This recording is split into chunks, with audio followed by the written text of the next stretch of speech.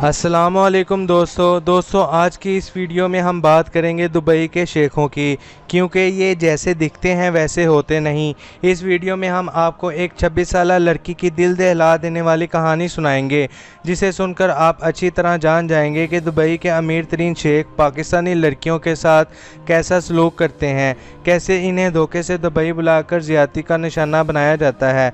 जबकि आप इस वीडियो में ये भी जान पाएंगे कि कैसे पाकिस्तानी डांसर्स को धोखे से दुबई बुलाया जाता है और उनके साथ वहां कैसा दर्दनाक सलूक किया जाता है। दोस्तों, कुछ दिन पहले एक लड़की का इंटरव्यू वायरल हुआ जिसमें वो बताती है कि मेरा नाम सुमन है, मेरे घर के हालात काफ़ी नासाज थे, इसलिए मैं काफ़ी अरसे से नौकरी तलाश कर रही थी। काफ़ी मेहनत के बाद मुझे लाहौर में एक कॉल सेंटर में नौकरी मिल गई। मैं वहाँ 20,000 रुपये पर काम करने लग पड़ी। उस कॉल सेंटर में मुख्तलिफ़ किस्म की सर्विसेज फराहम की जाती थी।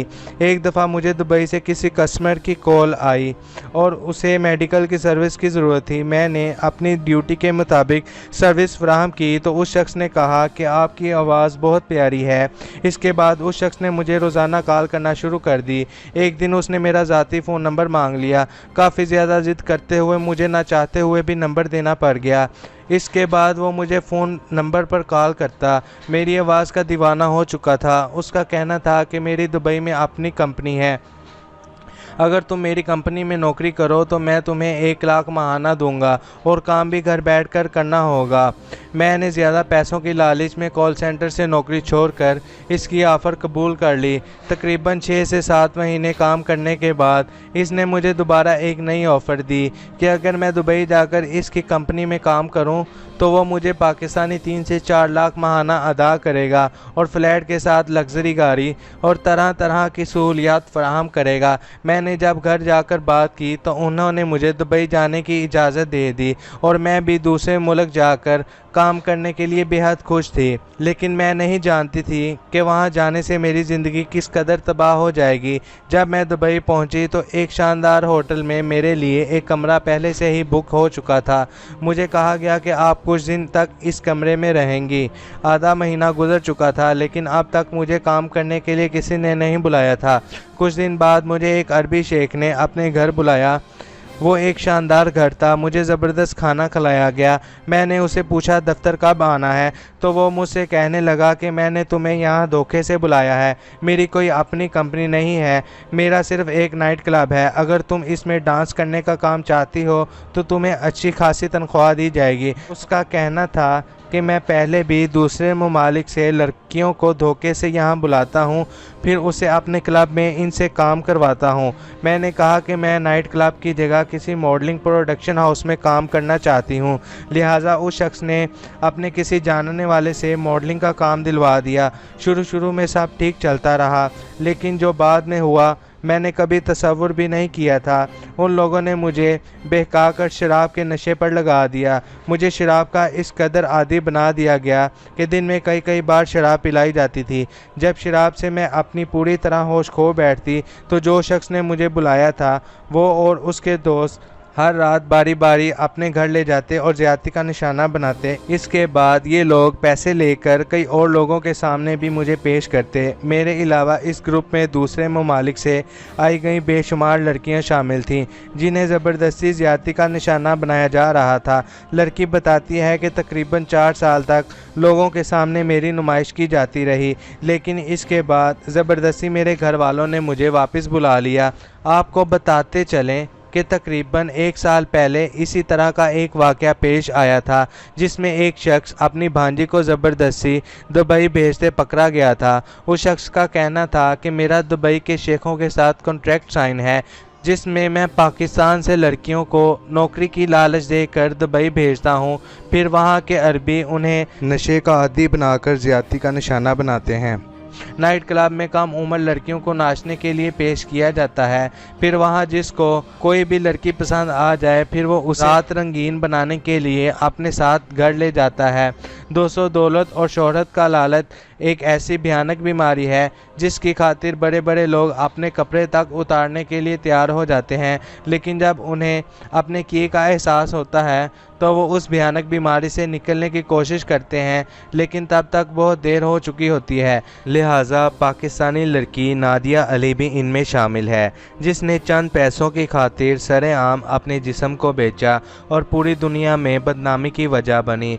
नादिया अली नामी इस लड़की का ताल्लुक पंजाब के शहर फैसलाबाद से है, जहां इसका ख़ानदान 25 साल से रहाइश पजीर है, जबकि इस लड़की को पाकिस्तान की सनी लियोन भी कहा जाता है। नादिया अली की तरफ से दिए जाने वाले इंटरव्यू में इसका कहना था कि इसका ख़ानदान भी अभी भी पाकिस्तान में आबाद है, जहां वो अपनी मर्ज़ी के मुताबिक ऐश वाली ज़िंदगी गुजार रहा है। जबकि ये अदाकारा कहती हैं कि इसने अपनी प्रोफेशनल ज़िंदगी का आगाज़ एक ब्यूटिशियन के तौर पर किया था, रक्स भी शुरू कर दिया था, और जब इसने देखा कि हिजाब पहनकर रक्स करने से ग्राहकों की एक बड़ी तादाद इसकी जानिब माइल हो रही है, तो इसे हिजाब पहनकर फहशी फिल्में बनाने का शैतानी ख्याल आया। इस बेहयाई के सफ़र के मुतालिक बात करते हुए नादिया का कहना था, जब वो सेंसेस फरीकॉन नामी एक सैलून में काम करती थी तो काफ़ी माली परेशानी का शिकार थी। एक दिन इसकी सहेली फैशन रक्स के लिए इसे अपने साथ ले गई और इसने 1 घंटे में ही $500 कमा लिए। लिहाजा नादिया का कहना था कि वो एक दिन था जब इसने इतनी बड़ी रकम पहली बार देखी थी। इसका मज़ीद कहना था कि इतनी ज़्यादा रकम कमाना इसके लिए ऐसा था कि जैसे इसका ख्वाब सच हो गया हो। इसे इस पर फ़ख्र भी था। इसके बाद मैं पैसे की लालच में अंधी हो गई और इसकी खातिर सब कुछ करने को तैयार थी। फिर एक दिन मेरी मुलाकात एक ऐसे शख्स से हुई जो कि फैशन फिल्मों बनाने का डायरेक्टर था, जिसने मुझे फैशन फिल्मों में काम करने के लिए हज़ारों डॉलर की ऑफ़र की, जो मैंने फ़ौरन कबूल कर ली। और जब मैं फैशन फिल्मों की दुनिया में कदम रखा तो मुझे यूँ लगा कि जैसे ज़िंदगी का मकसद मिल गया हो। फिर मैंने पलट कर नहीं देखा।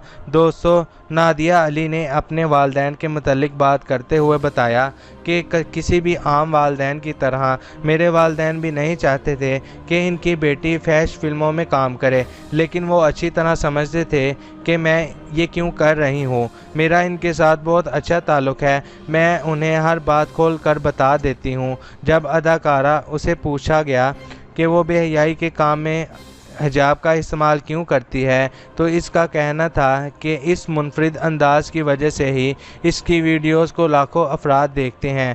और जब मुझे पहली बार हिजाब पहनकर बदफैली करने का कहा गया तो मैं ज़रा सा हिचकिचाई, लेकिन वहाँ मौजूद सब लोग मुझे ऐसे देख रहे थे जैसे वो मुझे अभी गोली मार देंगे। लिहाजा इस डर की वजह से मैंने उनकी हर बात मान ली। और जब उन्होंने देखा कि हिजाब पहनकर बदफाली करने में लोग वीडियोस को ज़्यादा पसंद करते हैं, तो उन्होंने मुझे सिर्फ हिजाब पहनकर बदफाली करने पर हज़ारों डॉलर इजाफ़ी दिए।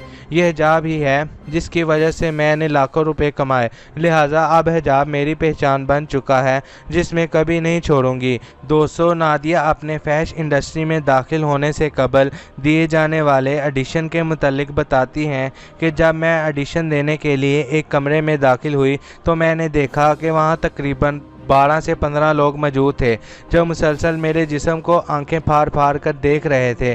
और मैं इन लोगों के सामने मौजूद एक कुर्सी पर बैठ गई, जिसके बाद मुझसे अजीबोगरीब सवालों का सिलसिला शुरू हुआ, जिसमें इनका पूछना था कि आपका साइज़ क्या है, आज से पहले कितनी बार बदफाली कर चुके हैं। इनके अलावा वो लोग मुझे मुख्तलिफ़ जगहों पर हाथ लगा कर देख रहे थे और मुझे मुख्तलिफ़ तरीक़ों से पोज़ बनाने का कह रहे थे। चूँकि मुझे सिर्फ पैसे से गर्ज थी, इसलिए मैंने खुशी खुशी हर बात मान ली। इसके बाद वो बताती हैं कि जैसे ही इन लोगों के सवालात ख़त्म हुए तो इन सब ने आखिर में मुझसे पूछा कि आप इस काम के लिए तैयार हैं, जिस पर मैंने सर हिलाकर जवाब दिया हाँ। लिहाजा फिर मुझे इस काम के लिए मुंतखब कर दिया गया। इसका मज़ीद कहना था कि बज़ाहिर ये इंडस्ट्री बाहर से जितनी खूबसूरत नज़र आती है, अंदर से इतनी ही भयानक और खौफनाक है, और हमसे ऐसे ऐसे काम करवाए जाते हैं कि आप सोच भी नहीं सकते।